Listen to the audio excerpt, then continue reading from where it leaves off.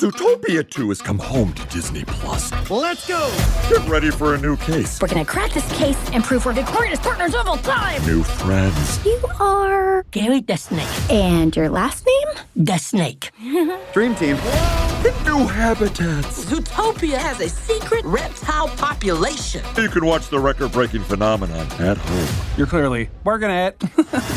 Zootopia 2, now available on Disney+, rated PG. Hello, campers. Grab your marshmallows and gather around the True Crime Campfire. We're your camp counselors. I'm Katie. And I'm Whitney. And we're here to tell you a true story that is way stranger than fiction. We're roasting murderers and marshmallows around the True Crime Campfire.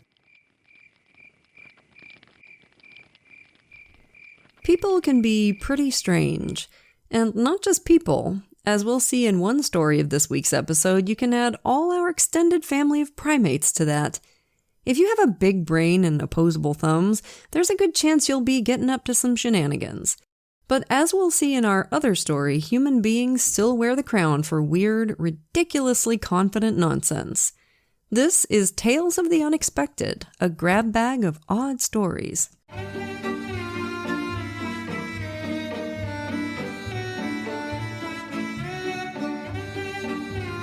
Case 1.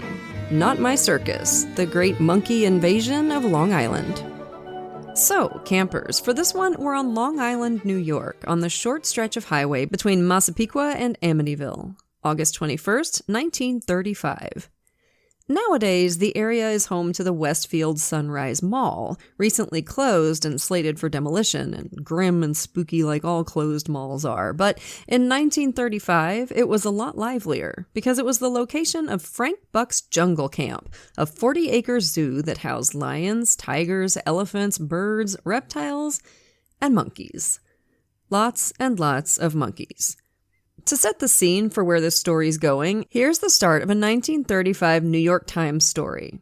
The Chattery Rhesus monkey colony at Frank Buck's Jungle Camp gave no warning during the past week that it was aquiver with impending revolution. But the storm broke shortly before noon today, and tonight, homeowners and fruit stand operators in 2 counties fidgeted uncomfortably in the advancing shadow of a simian invasion.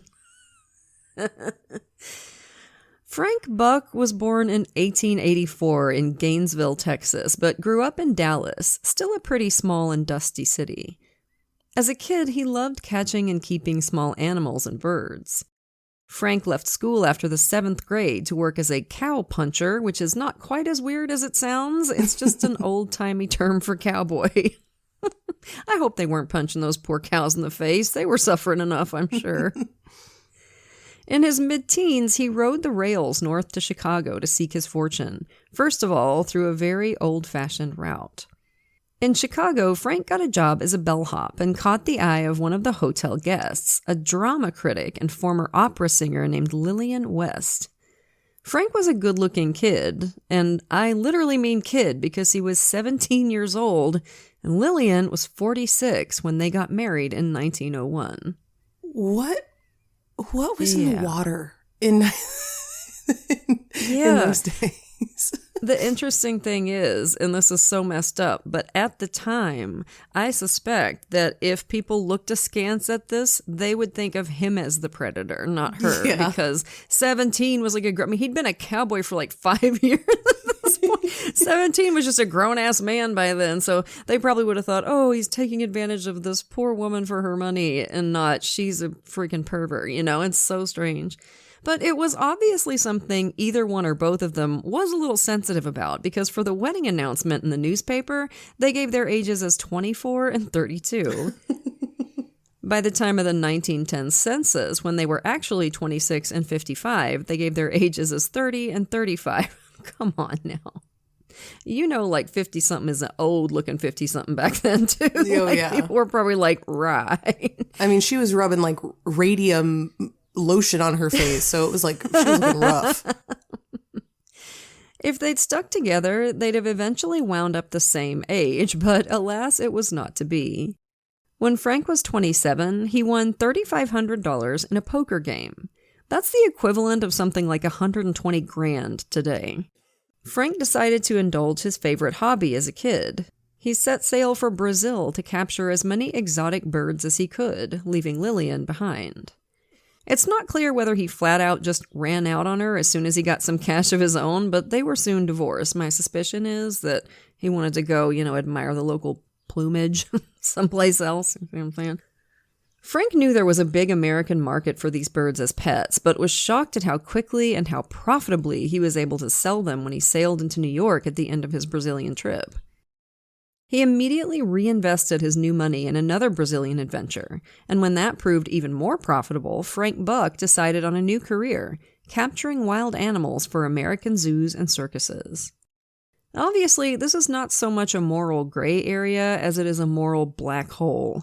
He was tearing animals out of their native environments to line his own pockets. The best you can say about Frank is that his work depended on the animals being alive and healthy, at a time when most Americans traveling abroad to find animals had rifles with them and a taxidermist on call back home. Frank, anyway, was hugely successful, and in 1923 was made the first full-time director of the San Diego Zoo. He'd signed a 3-year contract, but would be fired after only 3 months. Frank was not someone who played well with others. He made his own decisions without consulting the board, like building his own cages, making undocumented deals for animals, and letting a zebu, a big Asian cow, just wander around the grounds. He ordered expensive nameplates for the zoo exhibits, but most of them had to be returned after Frank misspelled the names. The final nail in the coffin of Frank's career as zoo director was when he decided to oil up the zoo's elephants, Empress and Queenie. Yes, I said oil up. Now, this was a fairly common practice in zoos and circuses at the time, where the elephant's natural, dry, cracked skin wasn't considered sufficiently attractive. Oh, I'm sorry. You kidnapped me out of my native habitat and bring me here and put me in a frickin' cage, and now you're offended that I've got ashy knees? Like, shut up. It's just the audacity. Like, oh, we want our elephants as smooth and shiny as gumballs. Oiling up elephants is terrible for them, and Frank was explicitly told not to do it, but went ahead anyway. Empress and Queenie became very sick, suffering from edema and constipation. Bless their little hearts, or huge hearts, I guess, or elephants. This was relieved with a laxative of Epsom salts, bran, and alfalfa, which must have been quite an experience for everyone involved. I hope they shot it out right at his face. And the 2 elephants did recover. And then Frank oiled him up again and was immediately fired. Asshole. God, this guy. I don't understand. He's like, well, the first time they got really sick. And so this time, let's do it again. I know. Because gross. aesthetics matter certainly more than the health and well-being of these creatures. Okay. Ugh. He went back to capturing animals and was again very successful at it. He got married again the year after the San Diego Zoo fiasco to a Chicago stenographer named Nina Boardman, who went with him to his overseas adventures. They got divorced in 1927, and Nina later said, "As long as I live, I don't want to see any animal wilder or bigger than a kitten." I bet, man.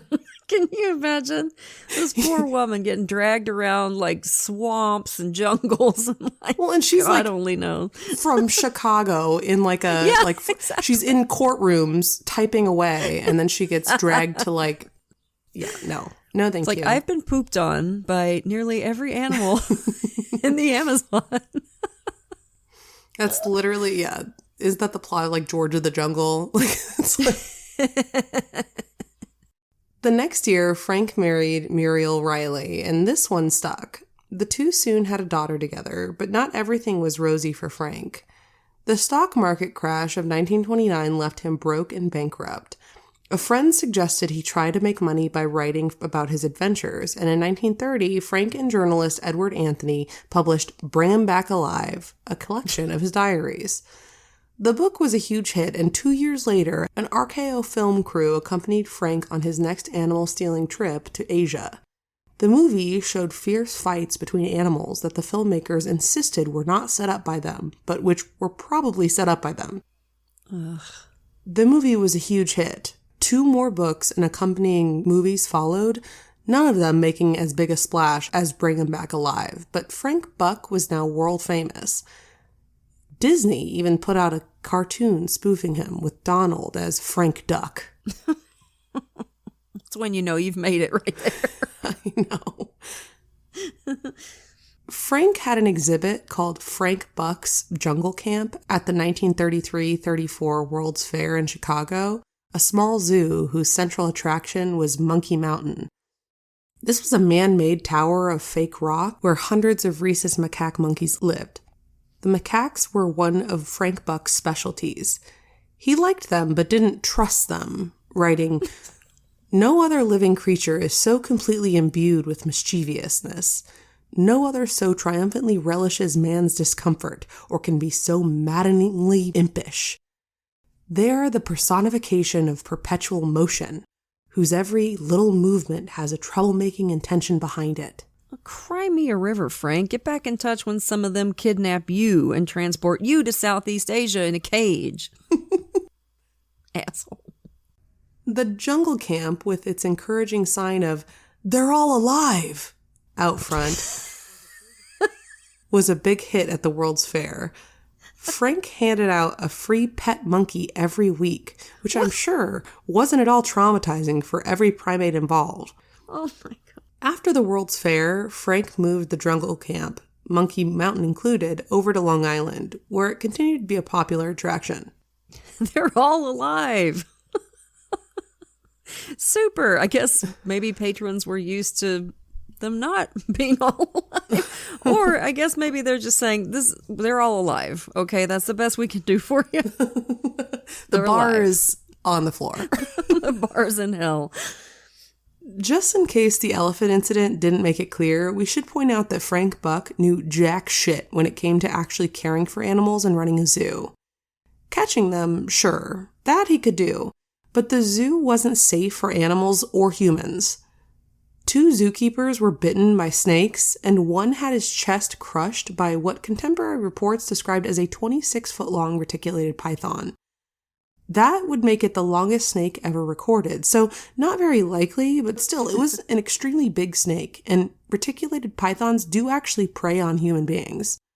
Other zookeepers managed to pry the python off its intended lunch, but its poor victim suffered traumatic pneumonia. Another zookeeper was careless with a lion and got his shoulder clawed open. Good for the lion, I think. got its lick back, I think. Frank himself was bitten by a python and got trampled by a horse. Yeah, not hard enough. I hate this guy, in case y'all haven't sussed that out yet. So this being 1935, all the zookeepers were men, and they had to follow the image Frank had established in his movies. Khaki safari outfit, safari helmet, and thin little mustache. Lots of them were mistaken for Frank and asked to pose for photographs with visitors and had pre-autographed portrait postcards to hand out. Imagine working somewhere where it was a prerequisite to dress and groom yourself like your boss. And also imagine being that boss and having to seriously tell people you have to make yourself look like me. God almighty, I'll cringe. Monkey Mountain was surrounded by a steep-walled moat to keep the monkeys in there. When people needed to get in there to take care of them, they'd lay a wide plank across the gap to make a temporary bridge, which they'd then pull in after them. That was an important step, as you'll see. So this was the plan, but people can get casual about frequently repeated tasks, and the monkeys, all 500 or so of them, were a friendly and peaceable bunch who, despite Frank Buck's warnings, didn't really cause much trouble. On August 21st, at about 11 a.m., Charles Sellner laid the plank across the moat and carried across a brush, a bucket, and a few other cleaning supplies. There were hundreds of monkeys and no bathrooms, so cleaning Monkey Mountain was a frequent job. Sellner left the plank in place and got to work scrubbing the interior of the tower. I guess he quickly realized his mistake because he headed back to the plank just a few minutes later and saw a torrent of brown monkey bodies just racing across the plank to freedom, to vanish with, as the New York Times put it, saucy flourishes. I just love that so much. Saucy monkeys. After a few moments of staring in astonishment, Selner charged forward and across the plank in the middle of the monkey tide, and when he got to the other side, he yanked the bridge in, tipping a handful of monkeys behind him into the waters of the moat. Macaques are excellent swimmers, so the only harm to the little guys was frustration at being thwarted. There were woods not far behind Monkey Mountain, and soon all the staff of the zoo were racing out there to try and catch the monkeys before they reached the trees. They only caught the 2 slowest monkeys. The rest, well over 100 macaques, vanished into the branches. The zoo called the police, which is hysterical. What are the police gonna do? You know, it's so funny just to see like slap them in handcuffs. So fun. This whole thing is just hilarious to me. Well, not the whole thing. You'll see in a minute. There are a couple sad parts, but just holy shit. The zoo called the police, and a patrolman Goebel nabbed 2 of the monkeys right away, grabbing them from a tree branch. Good job, man. The Times story doesn't give many details, but presumably he had a car, right? Macaques are only about 15 pounds, but monkeys are strong, and I can't imagine he could drag 2 of them down to the police station. Just throw them in the back seat, and if they pee and poop in there, well, anyone who's spent some time watching police body cam videos will know that that's not an unusual situation for a police car. I watch body cams, y'all, it happens all the time. If you ever have to sit in the back of a cop car, wash everything. Just burn the clothes that you were wearing. Just burn them. And shower for about 15 hours straight, okay? Because people are barfing in there, peeing in there, pooping in there, every possible bodily fluid. It's nasty. Another patrolman, William Doherty, was described by the St. Louis Post-Dispatch as one of the new brainy generation of cops because he used peanuts to lure a pair of monkeys close enough to grab. E equals MC squared, right?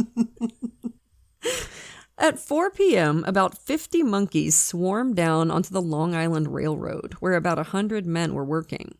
50 chattering macaques erupting from the woods would be, I would say, a little startling, to say the least, and the workers just dropped their tools and fled. Good choice. Long Island isn't exactly replete with fruits and nuts, and I kind of suspect the little guys were just hungry and had gotten used to being fed by people, so were just looking for a snack. Anyway, an eastbound train soon left Massapequa, but shrieked to a stop when it reached the monkeys frolicking on the tracks, apparently under the leadership of one big macaque dubbed Al Capone. The train crew and some of the passengers got out and tried to shoo them off the tracks with no success, until someone found a couple bunches of bananas in the express car and tossed them to the side of the tracks. The monkeys accepted their bribe and scuttled off into the brush, allowing the train to keep moving. Congratulations, everyone. You've just taught Al Capone how to profit from crime. But crime has its dangers. The Long Island Railroad had an electrified third rail, and a pair of unfortunate macaques got electrocuted, poor little babies.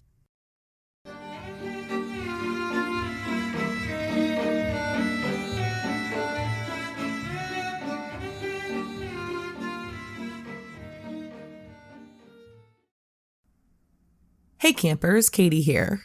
As I've gotten older, it's become less acceptable to look like you're just waiting until it's time to go to the gym. So I've tried to make a better effort to look like a person every day, and it's amazing how it makes me feel. Quince has made this process easy and fun. The fabrics feel luxurious, everything fits great, and speaking as a tall lady, that's a huge compliment. And they specialize in the best kinds of basics. Your favorite t-shirt, your favorite jeans, your favorite sundress. The price is right too. The linen pants, dresses, and tops start at just $30, and they look and feel great. Everything at Quince is priced 50 to 80% less than similar brands. They work directly with ethical factories and cut out the middlemen, so you're paying for quality and craftsmanship, not brand markup. The Tencel Fit and Flare jersey dress has been one of my absolute favorite spring and summer staples since I got it. The fabric is buttery soft and it fits like a dream. Refresh your everyday with luxury you'll actually use. Head to quince.com/campfire for free shipping on your order and 365-day returns. Now available in Canada too. That's QUINCE.com/campfire for free shipping and 365-day returns. Quince.com/campfire.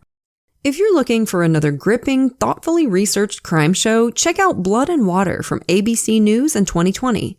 In 2001, Leslie Preer was found brutally murdered, her body left in the shower of her home in the wealthy suburbs of Washington, D.C. Investigators initially set their sights on Leslie's husband as the prime suspect, until bombshell DNA evidence revealed the presence of an unknown male at the scene. With extensive access to the original police tapes and interviews with the cold case detectives who worked to solve the crime, Blood and Water tells an in-depth story of the decades-long wait for justice for Leslie's daughter and the cutting-edge investigative techniques that finally caught the killer. Catch the whole series wherever you get podcasts. Just search for Blood and Water.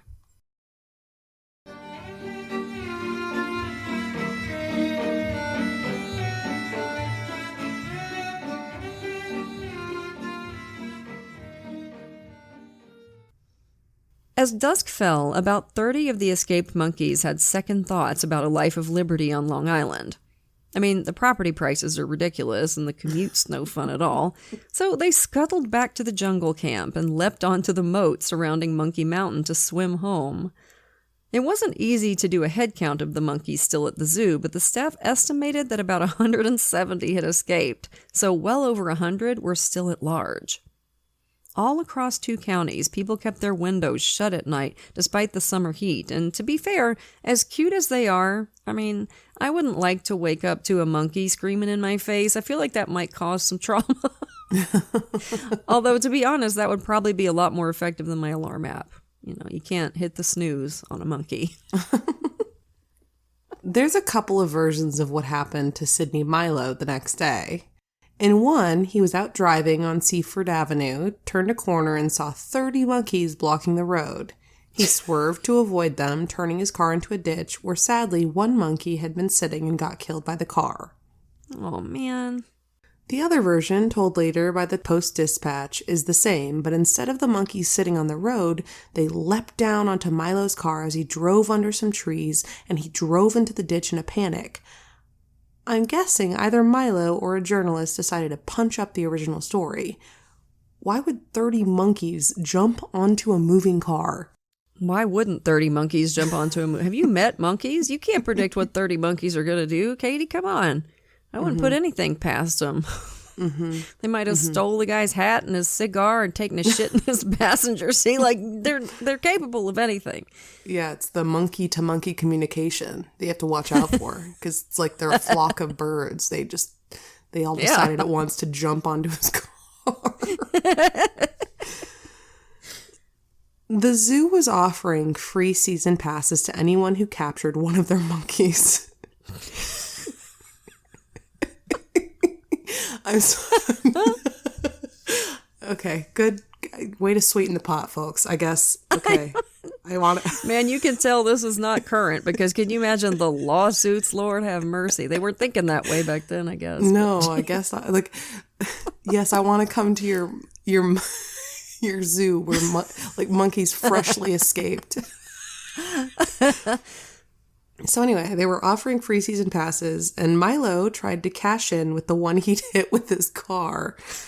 But the zoo wanted no part in that. I guess they didn't say dead or alive. No.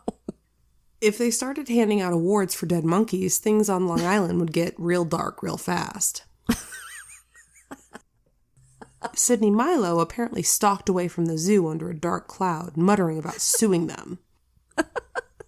Good luck with that, man. And you know what's really fucked up is that, like, today, somebody would sue if they hadn't said They dead or probably alive. would. Oh, Lord. Or they'd threaten to sue. Lawsuits are, like, expensive and tedious, so. Around 30 more monkeys traipsed back to the zoo that morning, but about 20 of them, instead of heading back to Monkey Mountain, shimmied up a tall flagpole. The zoo called the fire department, who leaned a big ladder against the flagpole. Volunteers went up and prodded the monkeys with bamboo poles until they grabbed onto the rope used to raise and lower the flagpole, and then the people on the ground just lowered them down the same as they would a flag and grabbed them when they were close enough. The visual on that is delightful.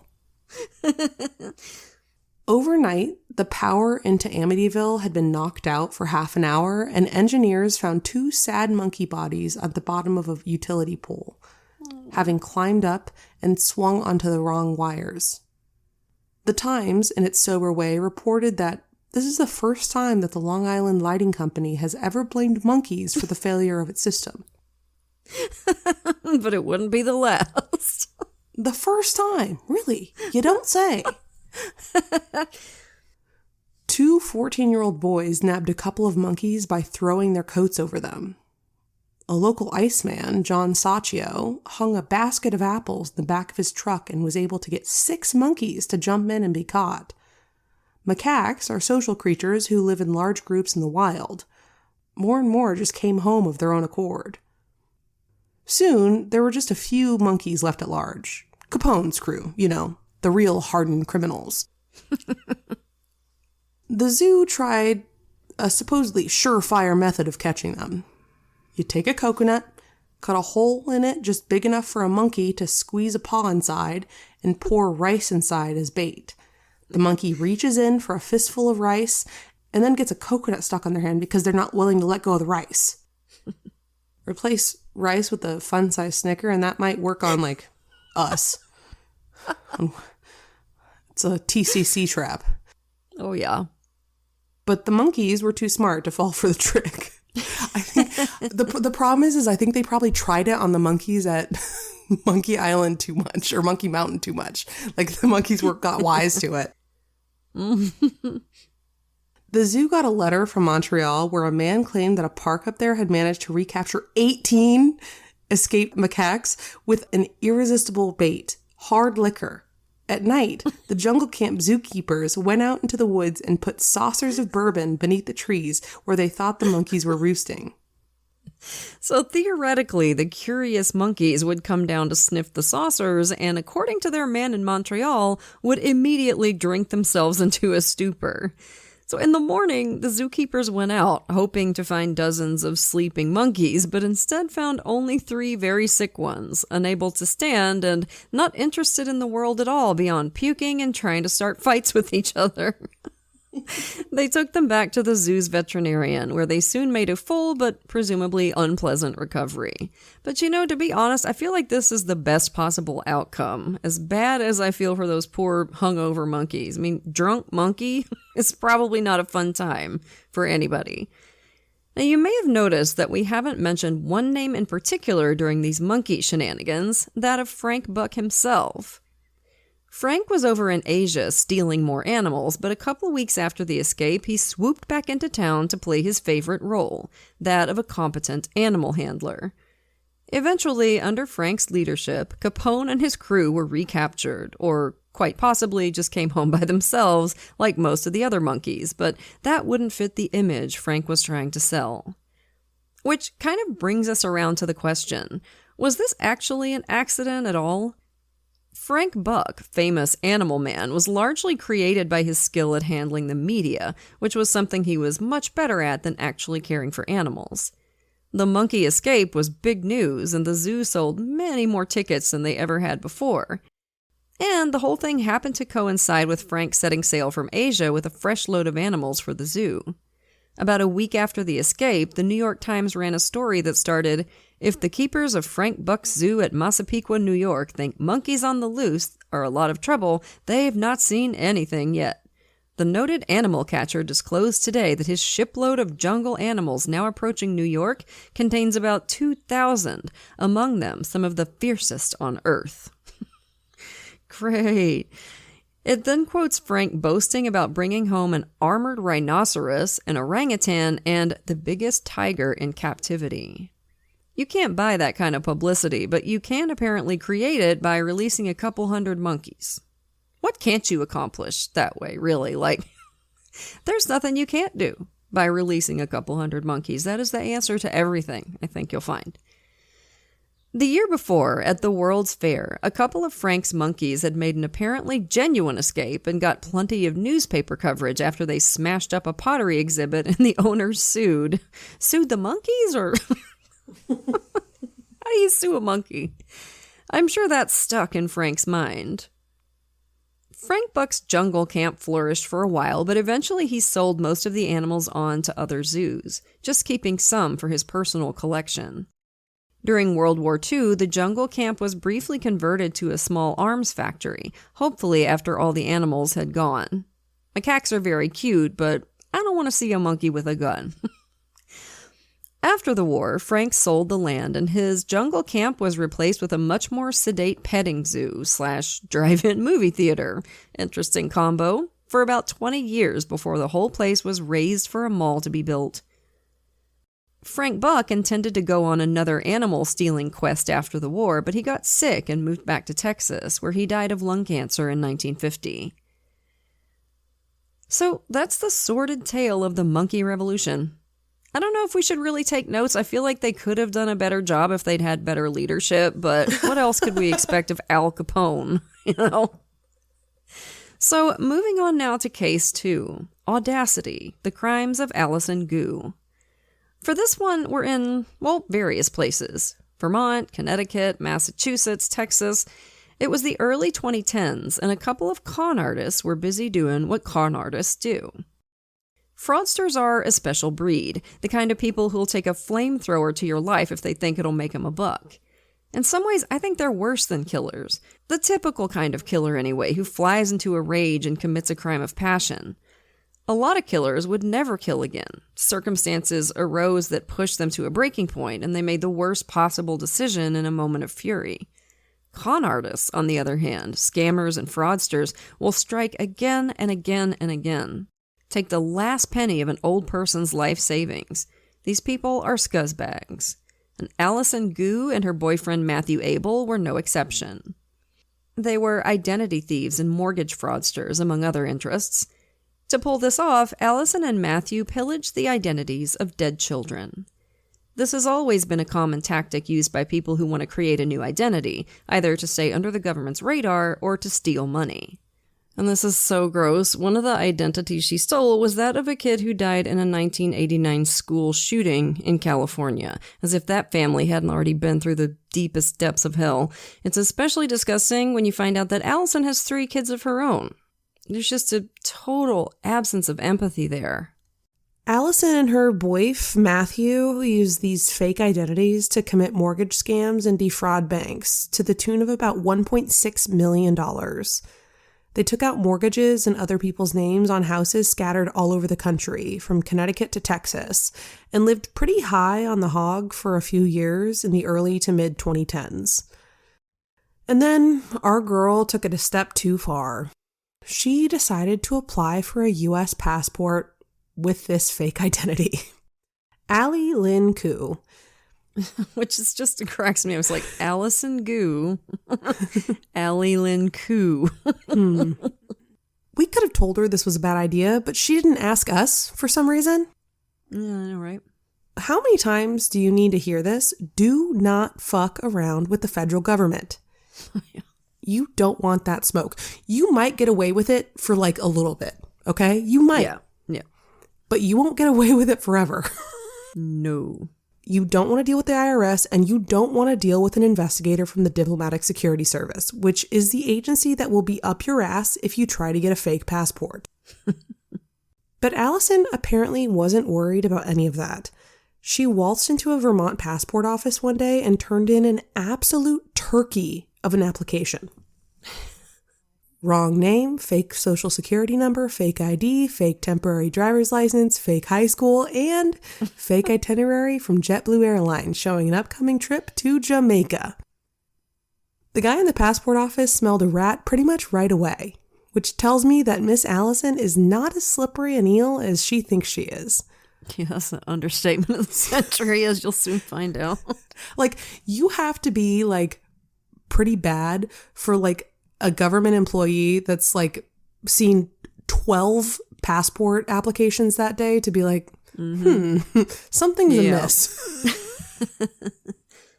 He did a little more digging, and then he called in Scott Rogers from the Diplomatic Security Service, who crawled up Alison's ass in a very thorough and governmental way, then determined that she'd tried to perpetrate a fraud on the U.S. government, which he did not appreciate. Next step, grand jury indictment. The government charged her and Matthew with all kinds of nasty stuff. Bank fraud, identity theft, fun stuff like that, and she went to trial. Matthew, you'll notice, did not go to trial because Matthew decided to take a plea deal and leave his lady love behind. The cheese stands alone, as the nursery rhyme goes. Now, one thing you're going to learn about Alison Gu, if you haven't already, is that she is the top candidate for the worldwide queen of doubling, tripling, and quadrupling down. Oh yeah, she's probably like sesquitillion down at this point. Alison's motto is never surrender, even when you really ought to just go ahead and surrender because you're embarrassing yourself. At her trial in the fall of 2017, Alison took the stand in her own defense and just kept on doubling down. She said it wasn't her in the passport office that day. This was beyond absurd. There was security footage of the whole transaction. She also came up with some pretty priceless explanations for some of the evidence detectives had found in her house. For example, on her computer, they found a downloaded instruction manual on how to create false identities. Alison tried to blame this on her au pair, Beau. Gee, thanks. Needless to say, she was convicted on all counts. The judge sentenced her to concurrent 12-month prison terms on the first 2 counts and 2 consecutive years on count 3. So she'd serve 3 years, and once she got out, she'd have 3 years of supervised release. She was also ordered to pay back over $200,000. Matthew, by the way, only got 6 months. Plea deals, man. So Alison Gu, or Alison Goober as I like to call her, reported to prison. And she served her stretch. She got out. She could have put all this behind her. But our girl Alison wasn't prepared to let the case go. She wanted to clear her good name. So she filed an appeal, claiming ineffective assistance of counsel, meaning my lawyers suck, so you have to vacate my conviction. You know, I feel like Alison needs an accountability buddy. Like, girl, you gotta stop blaming everybody else for everything. The au pair? Really? Is the au pair the one with a whole bunch of fraud cases in their closet? No, I think that was you. Based on what we know about Alison so far, I suspect it won't surprise y'all to hear that she's been through 7 defense attorneys over the years. She's fired a few of them, a few have withdrawn from her case, I wonder why, and she's filed complaints against most of them. Alison, Puddin', this is going to be hard for you to hear, honey, but when you can't get along with anybody, it's you, okay? It's you. Now, here's the thing about appealing based on ineffective assistance of counsel. This is my very favorite thing about this story. In order to appeal on those grounds, Alison Gu had to waive attorney-client privilege so her lawyer could defend herself. Yeah, generally not the greatest idea, I'd say, and Alison was about to find that out in a major way.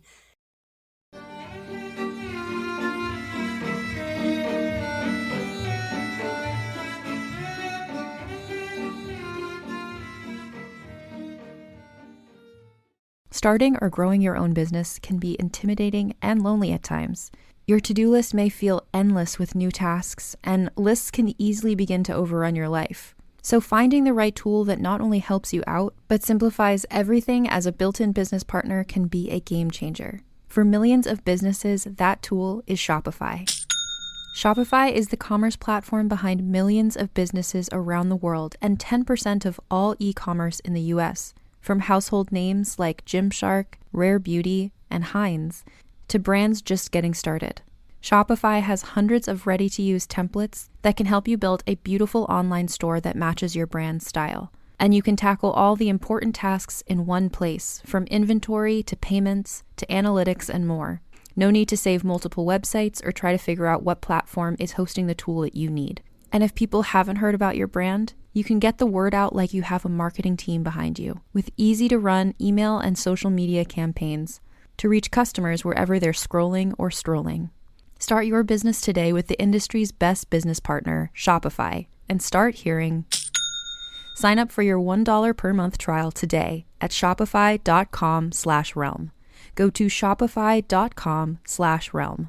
That's shopify.com/realm. Ryan Reynolds here from Mint Mobile.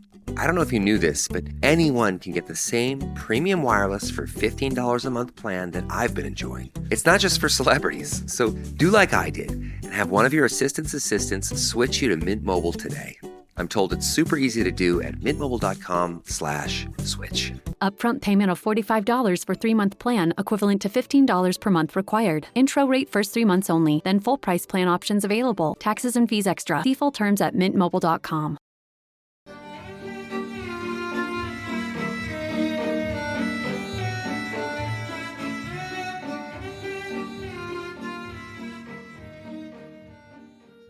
So let's go back to the fall of 2017 to Alison's trial. Defense attorney Lisa Shellcrud was already having some issues with her client. They were clashing on strategy. For example, whether Alison should take the stand, whether they should call her ex Matthew Abel to the stand. Lisa said, no, he already pled guilty and told them everything about, like, both of your roles in the case, and he'll be under oath, so that would probably not be smart. Alison wanted to put her 3 kids on the stand as defense witnesses, including her autistic adult son, a thing that many defense attorneys would probably advise you not to do, just for the optics, if nothing else. Says a lot about Alison that it didn't bother her to put her kids through that. And by the way, it came out later that at least one of the kids had perjured themselves, with their mom's full knowledge, of course. Most kids would probably lie for their moms in this situation if their moms asked them to, and I can just imagine she probably cried and said, "You don't want mommy to go to jail, do you?" Just, ugh, gross. Another point they couldn't seem to agree on was which witnesses to call and what to ask them. And that's where the story of Alison Gu goes from, another con artist story, to, bitch did what? A few days into the trial, attorney Shellcrud was sitting around in her office chatting with a few of her witnesses when one of them said something like, "It's for the movie." It sounded like maybe the guy was on the phone with a friend, like, "Oh, I just have to do this thing for the movie and then I can meet you." It wasn't clear from the sources, but that's what it sounded like to me. It's like, movie? Shellcrud was like, "What movie?" Probably beginning to get a real sinking feeling in the pit of her stomach. The witness looked confused.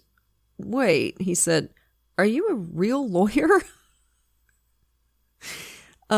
Yes, she told the witness, "I'm a real lawyer with a real case and a real client, and we're going to real court on Monday, and you're going to be under oath." This witness sat there for a second with, like, the 1,000-yard stare, just watching his life pass before his eyes. And then Lisa started firing questions at him and the other witnesses in the office. There were like 3 of them there that day. He was an actor, he told her. He'd come in from New York for a role in a movie. He seemed baffled that Lisa didn't already know that. After that, it didn't take long for the truth to come out. Lisa Shellcrud got several more of Gu's witnesses together, and they spilled the beans. They were all Chinese American, and they'd answered an ad in a Chinese language newspaper looking for actors. None of them knew anything about the actual case against Alison Gu. She'd coached them all on what they were supposed to say in the courtroom scene that they were going to be in. God almighty. She'd given them dossiers with information and photographs of the different characters to prepare them, plus pictures of Alison's various houses and other evidence in the case, like fake IDs and stuff that police had uncovered. Until Shellcrud had discovered what was going on, they absolutely believed that this was a work gig. Y'all, there were 7 of these people, 7 fake witnesses. And you want to know the best part? None of the actors had been paid yet. They were supposed to get their money after the project was over. Now, do you think they were going to see a dime of that money? Hell no. She was for sure going to sift them, poor things. Mm-hmm. And do you think that she paid them a cent to get from New York to wherever? Yeah, No. probably not. She was No. probably like, you have to make your own way here. And poor Lisa Shellcrud, like, let's just take a moment of silence for this attorney who is apparently very good at what she does and is a very highly regarded attorney. Here she is, right smack in the middle of trial, and she finds out her witness list is pure fiction. Defense attorneys out there, by the way, please tell us in the comments, have you ever had a client like this? Somebody you just dreaded the sight of after a while because you knew they were a scumbag and defending them made you feel like you needed a shower. Have you ever just had a client try to get you to lie in court for them? How often do you think attorneys lie on behalf of their clients, whether they're defense attorneys or prosecutors lying on behalf of the state? The absolute audacity of this little caper just fascinates me. Like, how did she think she was going to get away with this? Right? Like, the fact that there were 7 of them. 7 is crazy. Yeah. 7 is, I can almost see 1 or 2, but 7 is nuts. Mm-hmm. You can't just give somebody a script to follow and plop them down on a witness stand for questioning. Even if they hold it together on direct examination, the prosecution's going to make a meal out of them. Mm-hmm. And you can't anticipate every possible question. They won't have any idea what they're supposed to say. Somebody's liable to stop mid-sentence and say, "I'm sorry, everybody, line." Oh, and also, where are all the cameras?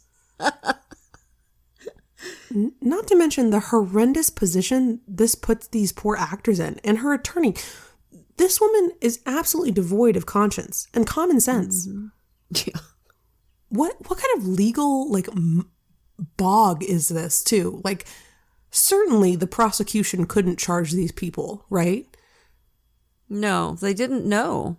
They didn't know. But God, how horrific. God. Mm-hmm. And just imagine if she'd actually put him on the stand. We're going to get into that in a minute. Yeah. I think she thought she was a criminal mastermind to hire actors who spoke English as a second language. If they stumbled a little in court, people would just think, "Oh, well, it's the language barrier. She's such an idiot." Yeah, because interpreters don't exist, right? Like, she's just, this woman, bless her heart. So anyway, Lisa Shellcrit, probably very shell-shocked at the moment, summoned Alison to her office the next day and confronted her with the actor's claims. And Alison didn't blink. "What? What are you talking about? What's an actor?" Alison swore up and down that she'd known nothing at all about this tomfoolery, and she was as shocked and appalled as her lawyer was. Later, in her appeals paperwork, where she claimed ineffective assistance of counsel against Lisa and her other attorney, Alison claimed that at some point during the trial prep process, someone had drugged her. So, obviously, this was a nefarious plot with her as the innocent dupe, rendered unconscious and helpless to protest all this unethical behavior. She didn't say who drugged her, by the way, just someone. It was all very cloak and dagger, but what we were supposed to believe was that Alison wasn't responsible for any of it. There are wheels within wheels, man. You don't know how far up this goes. She definitely seemed to want to suggest that some kind of conspiracy was afoot to frame her.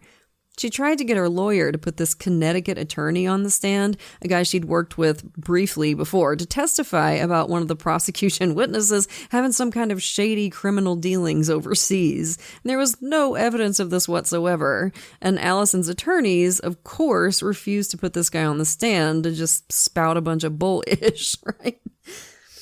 She was also mad at Lisa for not putting a detective on the stand to testify about one of the first times he talked to her about the case. She lied to him about her name that day, said it was Alison Lang or something like that. But Alison said she'd only done that because she was terrified of her stalker ex. She was in fear for her life. So that meant she had to lie to the detective about her identity for some reason. Makes perfect sense to me. And these were not the only shenanigans Alison had pulled on her lawyers. During the lead up to her trial, Alison kept telling them she had evidence that would prove her innocence beyond any doubt. They just had to get a hold of this private investigator she'd hired in New York, a Mr. Wong, and he'd give them everything they needed. But anytime Shellcrit asked her to cough up the guy's contact info or, put her in touch with them, Alison refused. She'd always have some excuse why she just couldn't do it right then. And eventually, Shellcrit realized this guy probably doesn't exist. None of Alison's fake witnesses had ever heard of this guy either. She just pulled this entire fake man out of her ass. Which must have hurt. Again, this woman might not have much going for her, but she does have some audacity. That's for damn sure. In her appeal years later, Alison argued that Lisa Shellcrit was wrong for not putting some of those fake witnesses on the stand. Apparently, a couple of them hadn't admitted yet that they were actors, probably just because Shelkert hadn't managed to get in touch with them yet, because there were 7 of them and there were only like 4 there that day, right? And Alison thought she should have been able to use those ones. You know, who cares if they're actors? They didn't come right out and admit it to you before you sent the whole crew home, so you should have just put them up there and let them lie for me. Like, she actually said this in her appeal. It makes you wonder what her attorney meant when they told the court, "We helped her pursue a definitive psychiatric diagnosis, which I can share in greater detail if the court deems it necessary." I'm sorry, guy, but asshole is not a psychiatric diagnosis. So now Alison's appeal is denied because it was ridiculous. Her lawyers absolutely did the right thing. And I want us to remember, again, why all this shit came out. Because nobody was ever going to find out about her fake witnesses and her invisible private eye. But she just had to file that appeal after she'd already served her time. Just had to give in to her ego. And it was this genius move that brought out the whole torrid tale. Before my girl waived privilege, this was all attorney-client stuff. It had to stay between her and her attorneys, but now they could shout it from the rooftops, which I bet felt really good, to be honest. And now everybody knew what a duplicitous hosebag Alison was, because obviously the media picked this up all over the place, and how she tried to defraud the federal court. Oof. Embarrassing, right?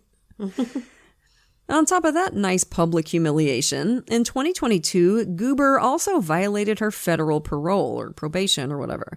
Got busted for writing a bad check to a plumber doing thousands of dollars of work on her house, and for obtaining 2 driver's licenses with fake identities. This meant she had to get her ass right back to prison and serve out another 10 months.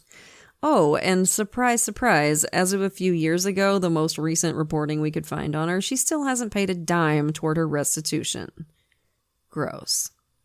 So there you have it, folks. 2 audacious dickheads who didn't think they needed to play by the rules. One brought down a rain of monkeys on an unsuspecting Long Island town, and the other, well, I imagine she gave a lot of defense attorneys some serious trust issues. We'll put her picture up on our social media, by the way. Make sure you think twice before you do business with her.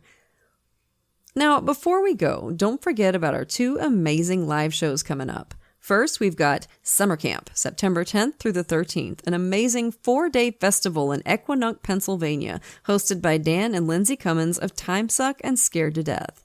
We'll be performing live alongside them and the podcast Astonishing Legends, in addition to a roster of awesome stand-up comedians and local bands. Go to badmagicproductions.com for more info and to buy tickets.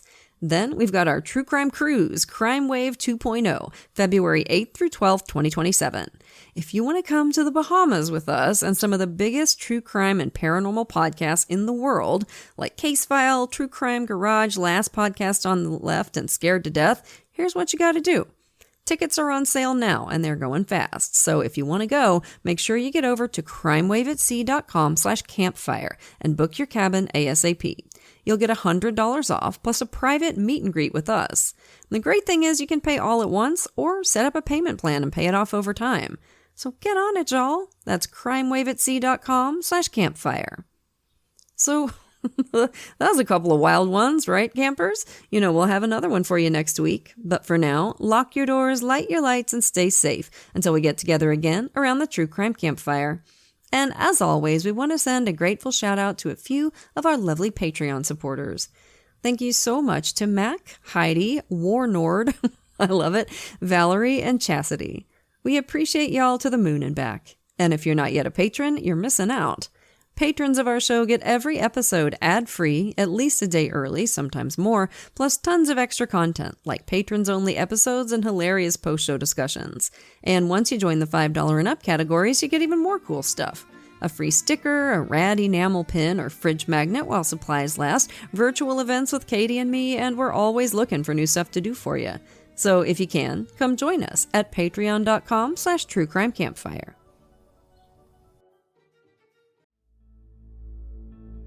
A 24-year-old burning alive inside his own apartment. Police waited outside for 38 minutes.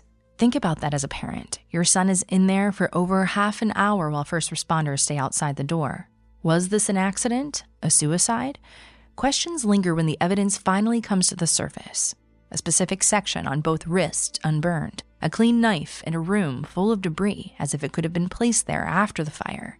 His death was ruled a suicide before he was officially pronounced dead. Hours earlier, he would tell his parents that if his wife found out he was leaving, she would go ballistic. That's our episode, She'd Go Ballistic, The Suspicious Death of David Elmquist. This is Crime Salad. We look at the cases where the official story doesn't hold up. We look at the holes in the investigation, and we help families fight for accountability. I'm Ashley. I'm Ricky. Search for Crime Salad wherever you listen. The war is over, and both sides lost. Kingdoms were reduced to cinders, and armies scattered like bones in the dust. Now the survivors claw to what's left of a broken world, praying the darkness chooses someone else tonight. But in the Shadow Dark, the darkness always wins. This is old school adventuring at its most cruel. Your torch ticks down in real time, and when that flame dies, something else rises to finish the job. This is a brutal rules-light nightmare with a story that emerges organically based on the decisions that the characters make. This is what it felt like to play RPGs in the 80s, and man, it is so good to be back. Join the Glass Cannon podcast as we plunge into the Shadow Dark every Thursday night at 8 p.m. Eastern on youtube.com/theglasscannon with the podcast version dropping the next day. See what everybody's talking about and join us in the dark.